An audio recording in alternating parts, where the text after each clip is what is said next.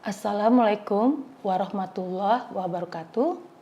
Saya Dara Sawitri, STMT, salah satu dosen di jurusan Teknik Elektro, Fakultas Teknik dan Komputer, Universitas Harapan Medan, Sumatera Utara.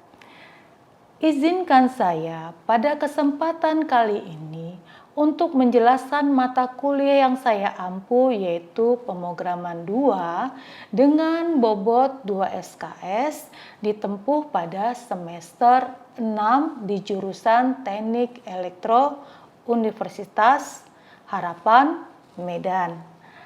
Pemaparan saya ini saya sampaikan dalam rangka memenuhi Tridharma Perguruan Tinggi, khususnya bidang pendidikan dan pengajaran, sebagai salah satu persyaratan mengikuti sertifikasi dosen, yaitu PDD UKTPD tahun 2024. Adapun mata kuliah pemrograman 2 ini bertujuan untuk membahas tentang lingkungan pemrograman dalam bahasa C, penulisan, kompilasi, dan eksekusi dalam program C, kemudian struktur dasar bahasa C, kontrol area program berupa pernyataan kondisional, if, else, dan else,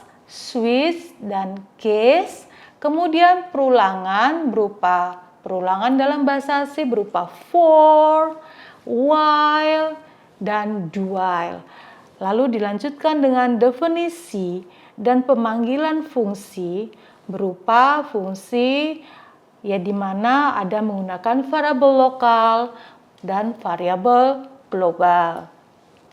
Selain itu, dalam bahasa C ada juga penggunaan array, di mana array itu ada array multidimensi, kemudian ada juga pemakaian pointer, di mana pointer kita akan bahas konsep dasar pointernya sendiri, lalu pointer digabung dengan array. Pointer ke pointer, manipulasi memori, alokasi memori dinamis. Selanjutnya, mata kuliah ini ditempuh dalam 14 kali pertemuan, di mana pada pertemuan ke-8 akan diadakan ujian tengah semester, dan pada pertemuan ke-16 akan diadakan ujian akhir semester. Adapun capaian mata kuliah ini adalah diharapkan mahasiswanya mampu 1. Memahami pemrograman dasar dengan menggunakan bahasa C, kemampuan untuk menulis kode program sederhana dalam bahasa C, kemudian mahasiswa mampu memahami struktur kontrol dan fungsi mahasiswa dalam menggunakan kontrol seperti if, else, switch. Kemudian keempat, mahasiswa itu mampu dan menggunakan alokasi memori di dalam pemrograman C. Selanjutnya diharapkan mahasiswa mampu membuka, membaca, menulis, dan menutup file dalam bahasa C. Mahasiswa diharapkan juga mampu mengidentifikasi dan memperbaiki kesalahan dalam program. Selain itu, mahasiswa tentu diharapkan mempunyai kemampuan untuk mengimplementasikan algoritma dasar dalam bahasa C seperti algoritma pengurutan. Selanjutnya, setelah mahasiswa menguasai hal-hal yang saya sebutkan di atas, maka di akhirnya mahasiswa harus membuat proyek akhir, baik proyek akhir sederhana maupun proyek yang lebih kompleks, sehingga mahasiswa mampu untuk membuktikan bahwasan dirinya sudah menguasai bahasa pemrograman C, dan dosen juga dapat mengukur bahwasannya selama di dalam perkuliahan dosennya sudah mampu memberikan capaian-capaian yang diharapkan sesuai dengan di dalam RPS yang telah dibuat oleh dosen.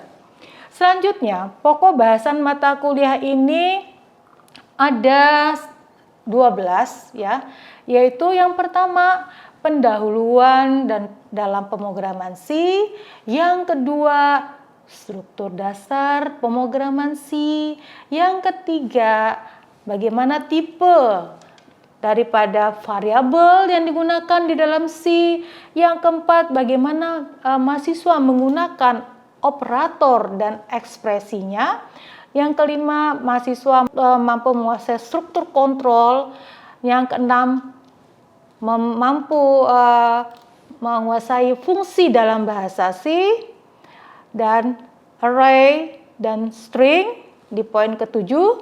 Lalu poin ke-8 adalah pokok bahasannya adalah pointer. Kesembilan, pokok bahasan yang ingin disampaikan adalah pengelolaan memori secara dinamis. Di 10, pemrograman berbasis file, dan yang ke-11 pengujian, dan yang terakhir adalah proyek akhir. Selanjutnya, terkait dengan proses pembelajaran mata kuliah ini meliputi 3 aspek. Ada aspek pembelajaran dengan menggunakan ceramah tentunya, dibantu dengan LCD, Microsoft PowerPoint, dan proyektor. Yang kedua, selama pembelajaran akan dilakukan sesi tanya jawab.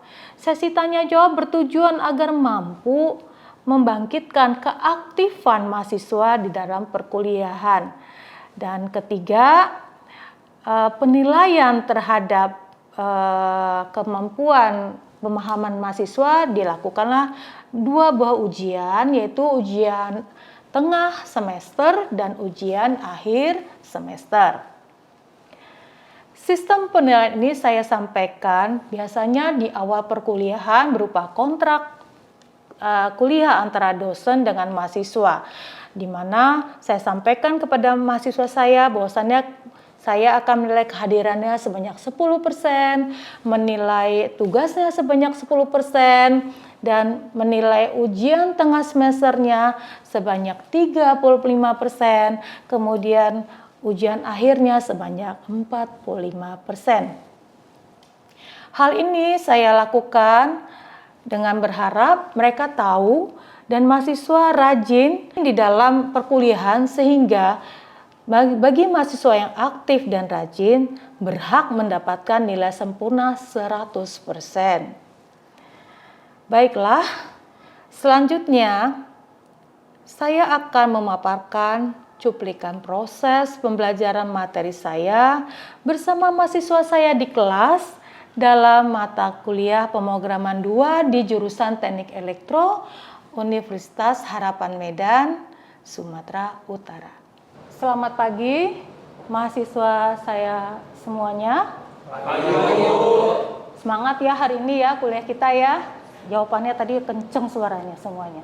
Oke, kita akan hari ini kuliah bahasa pemrograman C. Kali ini kita belajar mengenai pemindahan struktur kontrol. Anda semua selama ini sudah di perkuliahan yang minggu lalu kita sudah tahu bahwasannya yang namanya pemrograman itu dieksekusi oleh komputer dengan cara baris demi baris. Tapi ketika kita dalam pemrograman memerlukan pemindahan struktur kontrol, maka kita gunakanlah struktur kontrol di dalam bahasa C itu adalah if else ya. Di dalam penggunaan if else ini adalah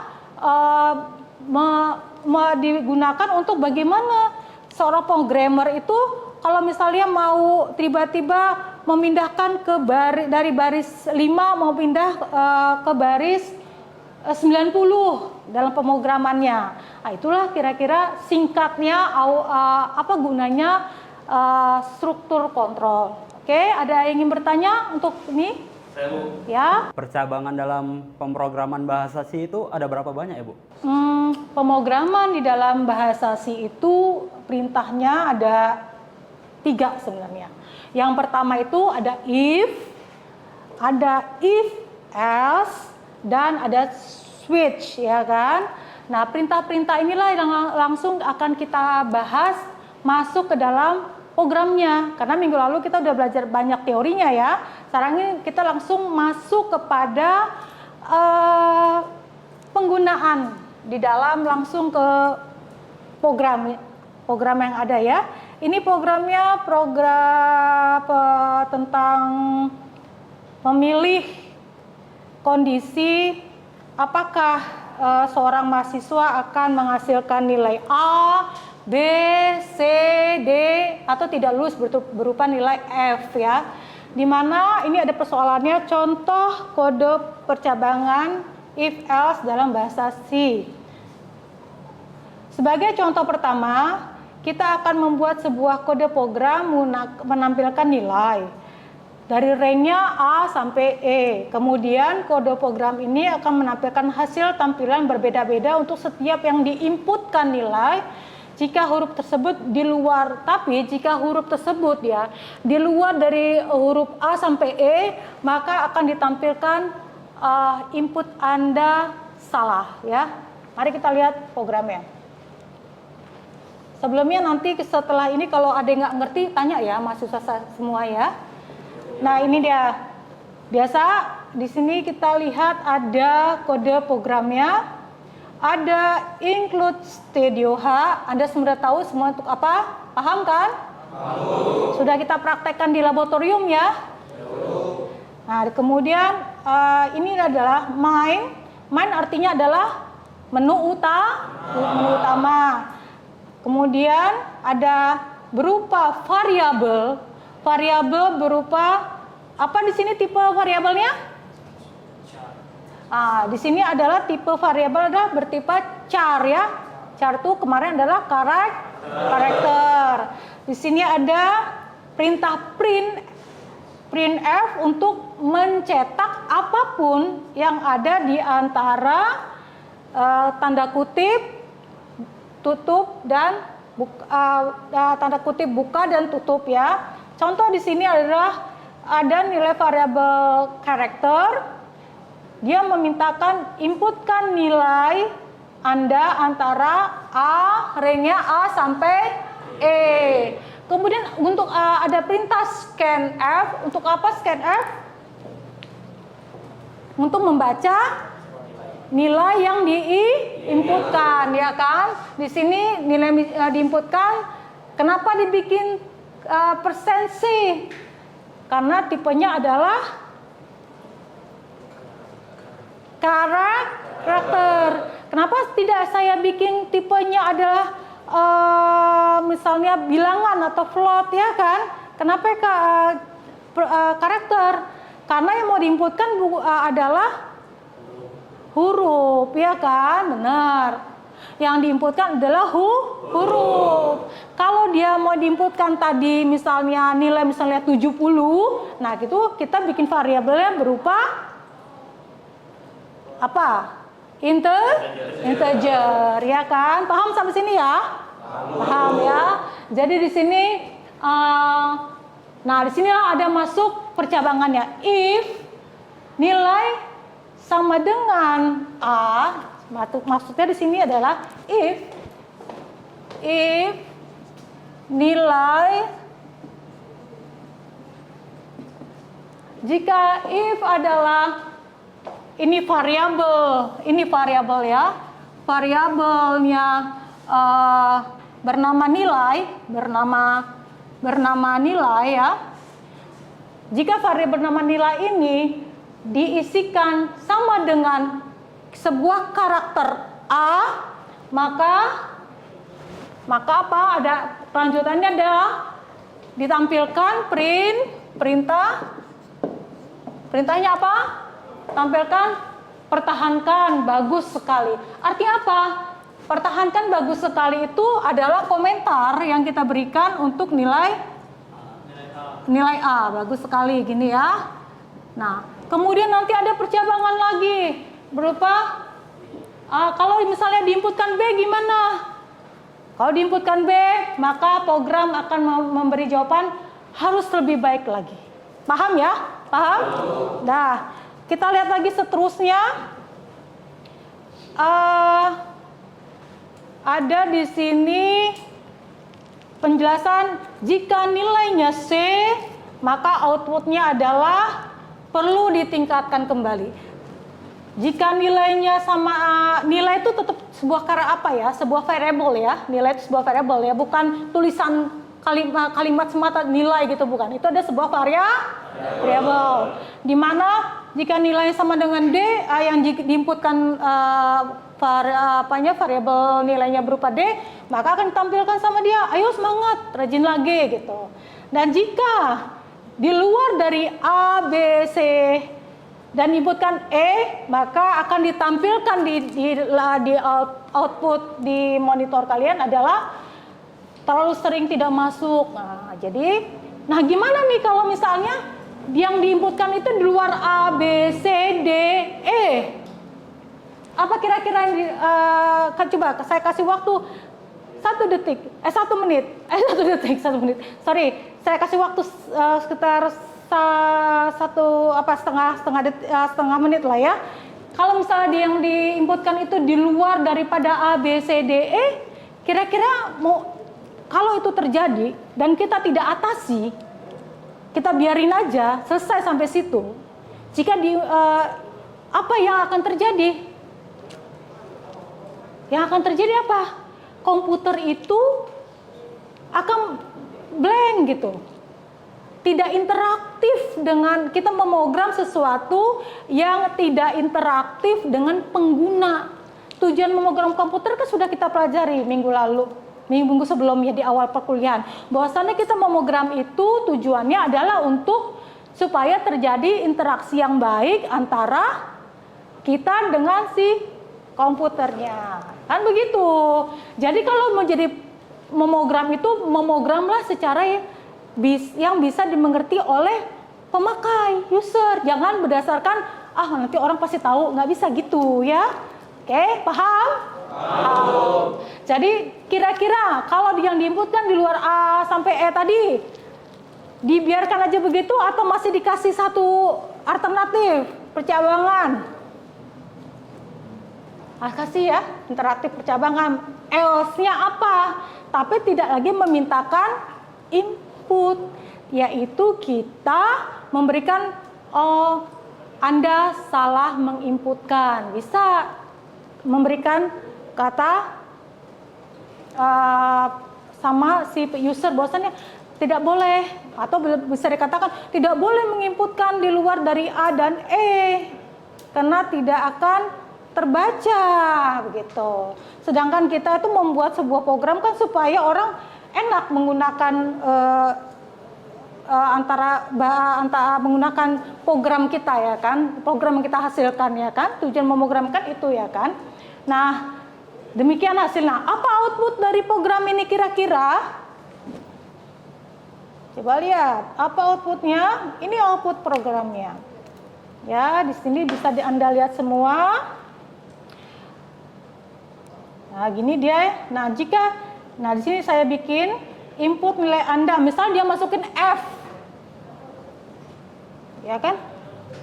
Wah, maaf ya, format tidak sesuai. Anda memasukkan bilangan yang huruf yang salah, sesuai begitu ya. Itulah mengapa kita memerlukan sebuah percabangan. Ya, kesimpulannya percabangan itu supaya kita bisa keluar dari struktur yang biasanya dilakukan oleh compiler, yaitu membacanya baris demi baris. Tiba-tiba kita perlu sesuatu yang melompat di luar baris yang ada, ya kita harus menggunakan perintah dalam yang dimengerti itu perintah mengubah struktur kontrol percabangan if dan else. Nanti kita praktekkan programnya setelah kita kuliah, kita ke lab, kita praktekkan programnya. Anda bisa bisa mencoba dengan program yang lebih tingkatnya lebih. Ini dicoba dulu. Kalau sudah berhasil, saya nanti langsung melihat Anda di depan PC atau di depan laptop Anda memogram yang lebih sedikit kompleks, ya kan? Supaya mengerti betul, oh ternyata itu loh tujuannya if dan else. Nggak bisa program tuh terus-terusan dari baris 1 sampai baris 1000 gitu, nggak ada. Nanti kita ada lagi belajar fungsi, ya, fungsi lebih fleksibel lagi sehingga program kita lebih mudah gitu, ya kan? Ada yang ingin bertanya? Ya.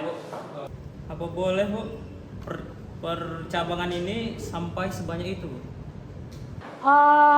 Jerian, percabangan itu tidak ditentukan oleh seberapa banyak gitu. Percabangan itu ditentukan oleh kebutuhan daripada si programmernya. Jadi kalau Anda membutuhkan percabangan lebih dari 5, silakan selama itu memang diperlukan gitu. Tapi jangan terlalu banyak membuang-buang waktu untuk memboroskan menulis program sehingga panjang, tapi yang perlu disingkat karena kan nanti itu bisa pemborosan dari apa kira-kira memori komputer, dan kalau ada pemborosan juga akan lama di proses. Begitu kita compile, lama dia ya kan, semakin singkat tapi tepat semakin baik. Oke. Ada yang mau bertanya lagi? Tidak? Perkuliahan kita habis ini kita lanjut aja di lab lebih jelas lagi, ya kan? Oke ya, karena ini hanya teori, memang kita hari ini di kelas. Ya udah. Ya, begitu ya mahasiswa saya sekalian. Terima kasih. Perjumpaan kita pagi hari ini, ya. Semoga Anda tetap sehat, semangat dalam belajarnya, dan kita semua selalu sehat selalu, ya. Ya, oke. Oke, bisa diakhiri perkuliahan kita? Oke, kita akhiri ditutup dengan doa. Tadi kan diawali dengan doa, ditutup lagi dengan doa. Terima kasih. Berdoa, kita mulai. Berdoa selesai. Oke, saya akhiri ya. Assalamualaikum warahmatullahi wabarakatuh. Waalaikumsalam warahmatullahi wabarakatuh.